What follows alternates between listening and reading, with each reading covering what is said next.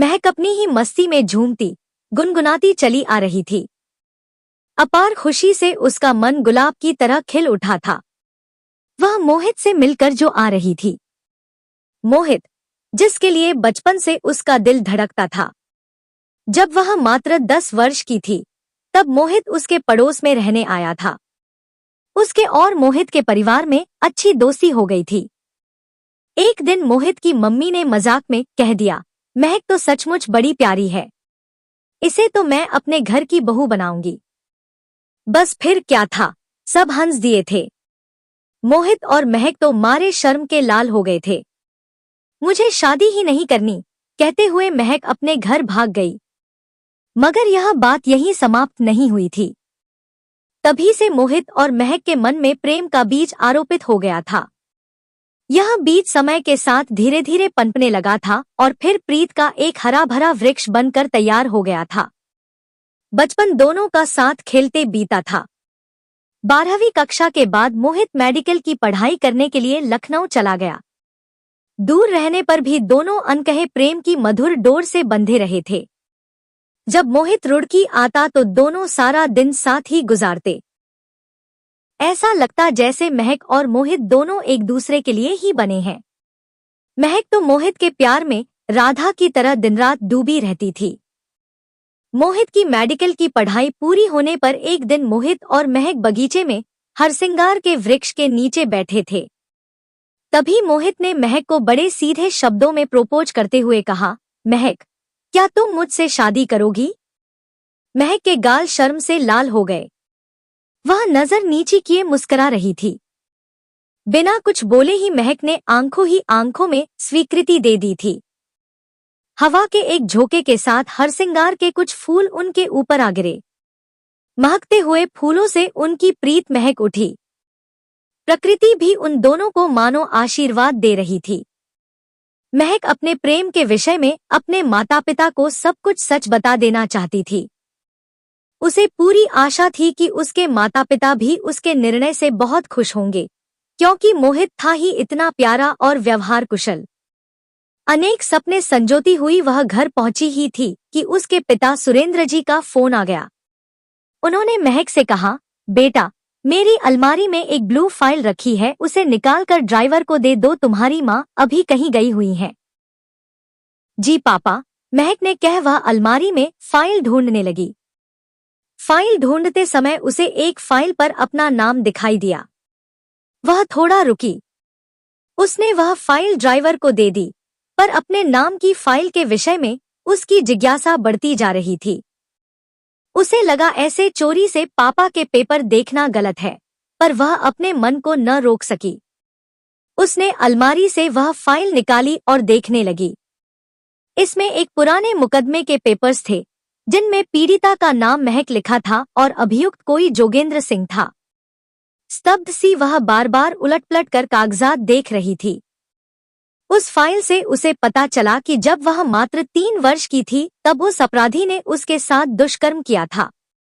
उसका दिल धक से रह गया। महक की सारी खुशी काफूर हो गई थी। उसे इस फाइल पर विश्वास नहीं हो रहा था। उसे लगा कोई और महक होगी, पर पीड़िता के माता पिता का नाम लिखा था। उसी के माता पिता का नाम था। उसके हाथ पैर कांपने लगे थे। वह जमीन में बैठकर जोर जोर से रोने लगी। उसकी आंखों के समाने अंधेरा छा गया। उसने अपने शरीर को कभी मोहित को भी छूने की इजाजत नहीं दी थी। फिर वह कौन दुष्ट था जिसने उसे दूषित किया? उसे अपने आप से नफरत होने लगी थी। उसके प्यार के हरे भरे वृक्ष पर अचानक बिजली गिर पड़ी और लहलहाते वृक्ष के पत्ते और टहनियां जल उठीं। उसे लगा कि वह अब अपने प्यारे मोहित के योग्य ही नहीं रही। उसे अपने ही शरीर से घिन हो रही थी। अपनी जिस पावनता पर उसे फख्र था, वही आज न जाने कहां गायब हो गई थी। महक रोते रोते उस फाइल को देख रही थी। तभी उसने डॉक्टर का भी एक नोट पढ़ा, जिसमें लिखा था, अंदरूनी चोट के कारण महक अब कभी मां नहीं बन सकेगी। महक को अपनी दुनिया समाप्त होती नजर आने लगी थी। उसे अपनी जिंदगी व्यर्थ लगने लगी थी। वह सोच रही थी कि आखिर किसके लिए और क्यों जिए। उसे ऐसा लग रहा था जैसे उसका सब कुछ लुट गया हो। वह बहुत देर तक रोती रही। जब उसकी माँ मनीषा घर आई तो उन्होंने उसके हाथ में वह फाइल देखी। उन्हें पूरी स्थिति समझते देर नहीं लगी। वे उसे उठाते हुए बोली, उठ बेटा। महक जोर जोर से चिल्लाने लगी, मुझे हाथ मत लगाओ, मैं गंदी हूँ। माँ ने उसे बहुत समझाया, बेटा इसमें तुम्हारा क्या दोष है। महक को एक गहरा आघात पहुंचा था। उस राक्षस की कल्पना मात्र से वह बुरी तरह डर गई थी। महक अपनी माँ के सीने से चिपक कर रोए जा रही थी। दोनों मां बेटियों के आंसू रुकने का नाम नहीं ले रहे थे। कुछ देर बाद पिता भी घर आ गए, पर महक ने अपने आप को एक कमरे में बंद कर लिया था। उसमें पिता का सामना करने की हिम्मत नहीं थी। पिता को जब सारी बात पता चली तो उनके पैरों के नीचे से जमीन सरक गई। जिस सत्य को उन्होंने इतने वर्षों से छिपा रखा था, आज वह महक के सामने अचानक प्रकट हो गया। सुरेंद्र इस सच को आजीवन महक से छिपाना चाहते थे ताकि उनकी फूल सी बच्ची को कभी आघात न पहुंचे। उन्हें अपने ऊपर बहुत क्रोध आ रहा था कि क्यों उन्होंने महक से फाइल देने के लिए कहा, पर होनी को कौन टाल सकता है। महक इस आघात से बहुत परेशान हो गई। वह बहुत उदास हो गई। न किसी से बात करती और न किसी के सामने आती। दूसरे दिन मोहित उसके घर आया। मनीषा ने महक का दरवाजा खटखटाते हुए कहा, महक देख तो मोहित आया है। पहले तो महक ने कोई जवाब नहीं दिया, पर माँ के बार बार खटखटाने पर उसने कह दिया, मेरा सिर दुख रहा है, मैं दवा खा कर सो रही हूँ।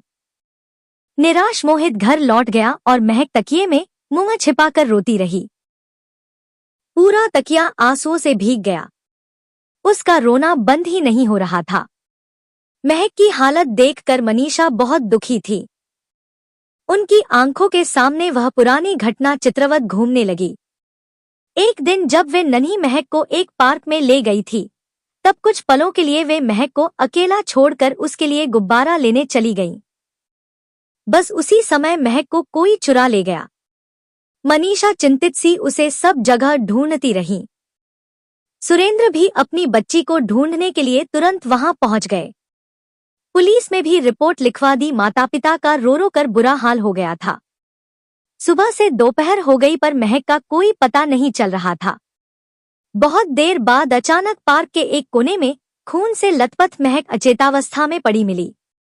उसे देख कर माता पिता को समझते देर नहीं लगी कि उसके साथ क्या हुआ है। वे उसे डॉक्टर के पास ले गए। डॉक्टर ने कहा, इतनी छोटी बच्ची के साथ किसी ने बड़ी निर्दयता से दुष्कर्म किया है।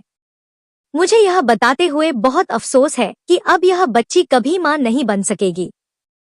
माता पिता के दुख और क्रोध का कोई ठिकाना नहीं था। सुरेंद्र ने तभी प्रण कर लिया कि अपराधी को उसके किए की सजा अवश्य दिलाएंगे। कुछ समय बाद वह अपराधी पुलिस की गिरफ्त में आ गया था। उसे जेल में डाल दिया गया। फिर मुकदमे की तारीखें चलती रहीं। सुरेंद्र को बहुत परेशानी झेलनी पड़ी, पर उन्होंने अपराधी को सजा दिलवाने की ठान रखी थी। सालों कोशिश करने पर भी मुकदमे का निर्णय न होने से कभी कभी तो मनीषा और सुरेंद्र बहुत निराश हो जाते थे। अंततः उनके लिए वह दिन बड़े ही संतोष और चैन का दिन था, जब नाबालिग बच्ची के साथ ऐसा कुकृत्य करने वाले उस अपराधी को सजा-ए-मौत सुनाई। सुरेंद्र और मनीषा महक को इन सब बातों से दूर रखना चाहते थे। अतः उन्होंने अलीगढ़ शहर छोड़कर रुड़की में रहना शुरू कर दिया था। मनीषा अपनी ही दुनिया में खोई हुई थी कि अचानक घंटी बज उठी। उसने देखा दरवाजे पर मोहित खड़ा था।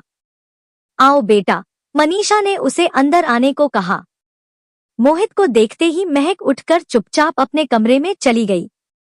मोहित महक के बदले व्यवहार से बहुत आश्चर्यचकित था। उसे महक का उदास चेहरा परेशान कर रहा था। वह सोच रहा था कि महक 2 दिन पहले तो कितनी खुश थी, कितनी चहक रही थी, फिर ऐसा क्या हो गया कि वह इतनी उदास हो गई है? मुझसे बात क्यों नहीं कर रही है?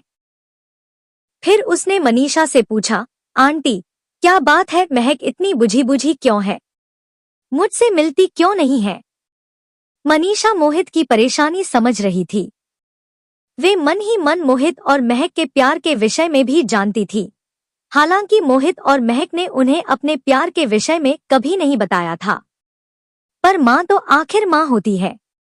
वह तो आंखों की भाषा से ही सब कुछ समझ जाती है। मनीषा जानती थी कि मोहित ही महक को इस अंधेरे से निकाल सकता है।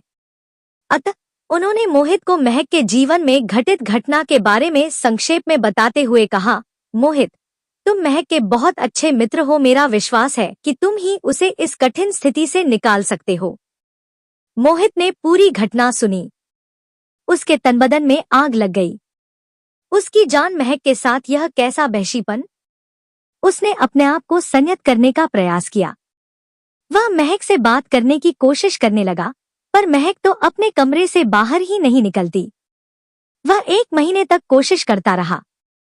महक के माता पिता भी उसे समझा समझा कर परेशान हो गए, पर उसे उस सदमे से बाहर लाने में असमर्थ रहे। डिप्रेशन बढ़ता ही जा रहा था। सुरेंद्र और मनीषा उसे मनोवैज्ञानिक के पास भी ले गए, पर कोई आशाजनक सुधार नहीं हुआ। मोहित इस बिगड़ी स्थिति से बहुत परेशान हो गया था। महक का दर्द उसे अंदर तक व्यथित कर देता। वह महक को भरपूर प्यार देकर वापस अपनी दुनिया में लाना चाहता था। एक दिन जब घर में सुरेंद्र और मनीषा नहीं थे, तब मोहित का महक से आमना सामना हो गया। मोहित ने उसका हाथ पकड़ लिया। बोला, महक प्लीज।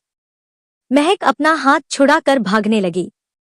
उसकी आंखों से टप टप आंसू बह रहे थे। पर मोहित उसका रास्ता रोक कर खड़ा हो गया। कहने लगा, महक, तुम मुझसे बात क्यों नहीं कर रही? मैं तुम्हारे बिना नहीं रह सकता। तुम्हारी यह उदासी मेरी जान ले लेगी। तुम ही मेरी जिंदगी हो। महक कुछ नहीं बोली। वह तो बस लुटी सी रोती रोती जा रही थी। मोहित ने उसका हाथ अपने हाथ में लेते हुए कहा, मैं तुम्हारे साथ ही जीवन के सारे सपने पूरे करना चाहता हूं। तुम्हारे बिना तो मैं जिंदगी की कल्पना भी नहीं कर सकता। महक फूट फूट कर रोने लगी। मोहित, मैं तुम्हारे काबिल नहीं हूं। किसी के गंदे हाथों ने मुझे। मोहित ने उसके मुंह पर हाथ रख दिया और कहने लगा, बस महक, कुछ मत बोलो। मुझे सब पता है।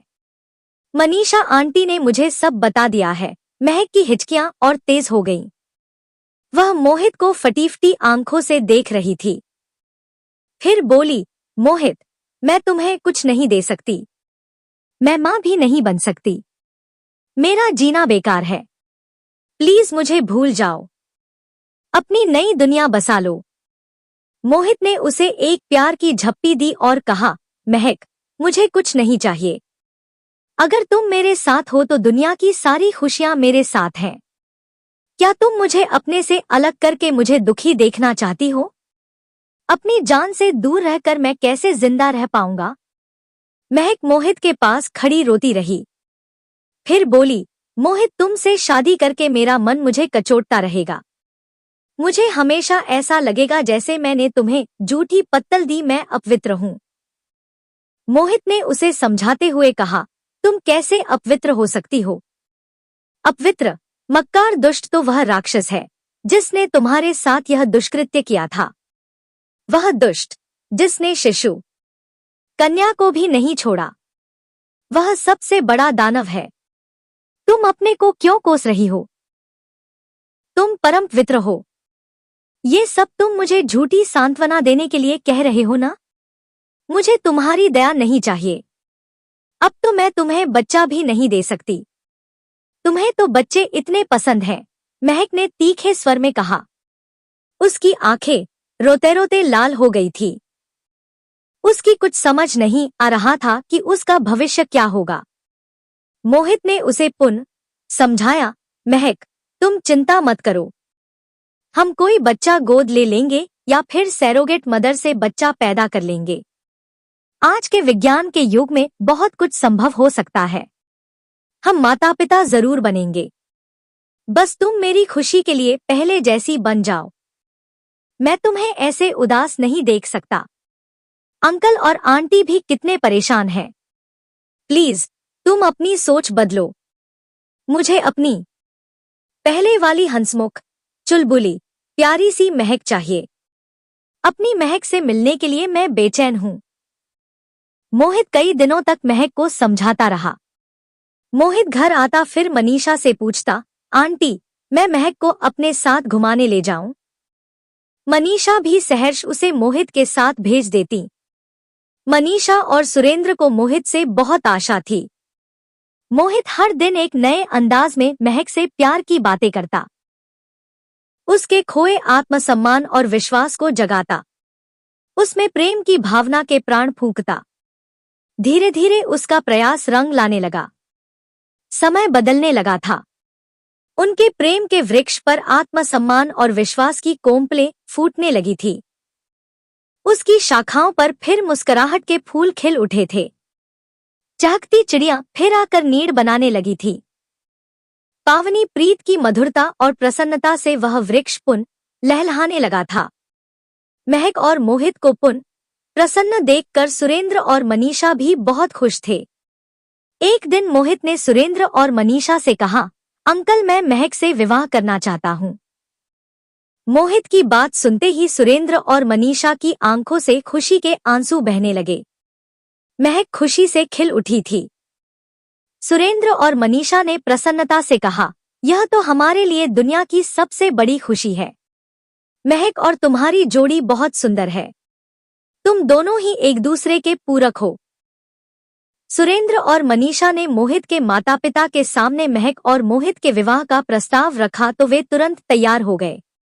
मुंह मीठा कराते हुए मोहित की मां दीप्ति बेहद खुशी से बोली, मनीषा जी, मैंने तो बचपन में ही इसे अपनी बहू मान लिया था।